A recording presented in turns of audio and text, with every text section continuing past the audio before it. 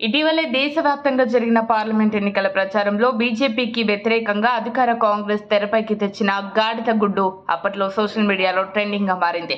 ఇప్పుడు మంగళవారం లోక్సభలో కేంద్ర ఆర్థిక మంత్రి నిర్మలా సీతారామన్ తాజాగా ప్రవేశపెట్టిన బడ్జెట్లో ఏపీ, బీహార్ రాష్ట్రాలకు భారీగా నిధులు ఇచ్చారు.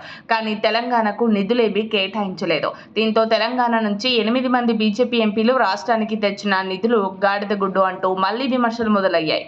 రాష్ట్రం ఏర్పడిన తర్వాత 10 ఏళ్ల కాలంలో కేంద్రం నుంచి రాష్ట్రానికి వచ్చింది గుండు సున్నా అంటూ బీఆర్ఎస్ చాలా కాలంగానే విమర్శలు చేస్తోంది. తాజా బడ్జెట్లోనూ తెలంగాణకు నిధులు లేకపోవడంతో మరోసారి ఆ అంశాన్ని కేటీఆర్ తెర మీదకు తెచ్చారు. సౌత్ ఇండియాలో పార్టీ విస్తరణకు తెలంగాణలో గేట్వే అని బీజేపీ భావించి పొలిటికల్ గా వాడుకున్న బడ్జెట్లో ఎలాంటి ఫండ్స్ ఇవ్వకపోవడంపై రాష్ట్ర ప్రజలు బీజేపీపై కోపంగా ఉన్నారు. పొరుగు రాష్ట్రానికి నిధులు ఇచ్చి తెలంగాణకు ఇవ్వకపోవడాన్ని తెలంగాణ ప్రజలు జీర్ణించుకోలేకపోతున్నారు. అసంతృప్తి కాస్త ఆగ్రహం తీవ్ర స్థాయికి చేరుకుంది. ఎన్నికల వరకు రాజకీయాలు, ఆ ప్రభావం కేంద్ర రాష్ట్రాల మధ్య సంబంధాలపై పడకూడదు అంటూ సీఎం రేవంత్ రెడ్డి పలుమార్లు వ్యాఖ్యానించారు. సీఎం హోదాలో పలుమార్లు ఢిల్లీ వెళ్లి ప్రధానిని కలిసి రాష్ట్రానికి అన్ని విధాలుగా సాయం చేయాలని కోరారు. తెలంగాణ అధికారిక పర్యటనకు వచ్చినప్పుడు ఆయనను బడేబాయ్ అని సంబోధించారు. ఈ క్రమంలో బీఆర్ఎస్ నేతల నుంచి విమర్శలు ఎదుర్కొన్నారు. రాష్ట్ర అభివృద్ధి కోసం సీఎం, డిప్యూటీ సీఎంలు ఢిల్లీ వెళ్లి ప్రధానిని కలిసి నిధులు కేటాయించాలని విన్నవించారు. బడ్జెట్ సన్నాహక సమావేశాలకు హాజరైన డిప్యూటీ సీఎం బట్టి విక్రమార్క కేంద్రం నుంచి రాష్ట్రానికి అందించాల్సిన సహకారంపై నిర్మలా సీతారామన్ కు వివరించారు.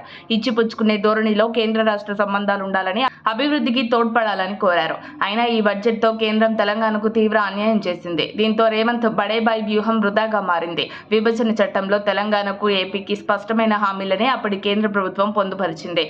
కానీ ఏపీకి తాజా బడ్జెట్లో సహాయ సహకారాలు అందించిన తెలంగాణను విస్మరించడం చర్చనీయాంశమైంది. నిర్మలా సీతారామన్ లోక్సభలో ఇచ్చిన బడ్జెట్ స్పీచ్లోని 62 పేజీల్లో ఒక్కచోట కూడా తెలంగాణ అనే పదాన్ని పలకలేదు. 9 వెనుకబడిన జిల్లాలకు ఆర్థిక సాయాన్ని మరో 5 ఏళ్లు కొనసాగించాలని తెలంగాణ సీఎం ఇటీవలే రిక్వెస్ట్ చేసినా ఫలితం లేకపోయింది. ఈ అనూహ్య పరిణామం రానున్న రోజుల్లో Congress versus BJP political fight కు దారితీసే అవకాశం ఉందనే చర్చ మొదలైంది. గత ప్రభుత్వంలోనూ కేంద్రం నుంచి రాష్ట్రానికి సహకారం అందకపోగా హక్కులను హరిస్తుందనే వాదనతో కేంద్ర రాష్ట్ర రిలేషన్స్ బీఆర్ఎస్ వర్సెస్ బీజేపీ రాజకీయ ప్రత్యర్థి సంబంధాలుగా మారిపోయాయి. తాజా బడ్జెట్తో మరో అలాంటి పరిస్థితులే రిపీట్ అవుతాయేమోననే టాక్ వినిపిస్తోంది. కేంద్రం ప్రవేశపెట్టిన బడ్జెట్తో తెలంగాణలో బీజేపీకి భారీ దెబ్బపడే ఛాన్స్ ఉందని తెలుస్తోంది. ఇప్పుడు ఓవైపు బీఆర్ఎస్, మరోవైపు కాంగ్రెస్, బీజేపీ నేతల్ని అడ్డుకుంటారని విమర్శిస్తున్నారు. తెలంగాణకు కేంద్రం చేసిన మోసాన్ని రాష్ట్ర ప్రజలు గమనిస్తున్నారు. త్వరలో ఈ రాజకీయం ఎలా మారనుందో చూడాలి. మరిన్ని అప్డేట్స్ కోసం మా కాయ్ టీవీని సబ్స్క్రైబ్ చేసుకోండి. మా వీడియో కనుక మీకు నచ్చినట్లయితే లైక్ చేయండి, షేర్ చేయండి. మీ విలువైన అభిప్రాయాలను కామెంట్ బాక్స్లో తెలియజేయండి.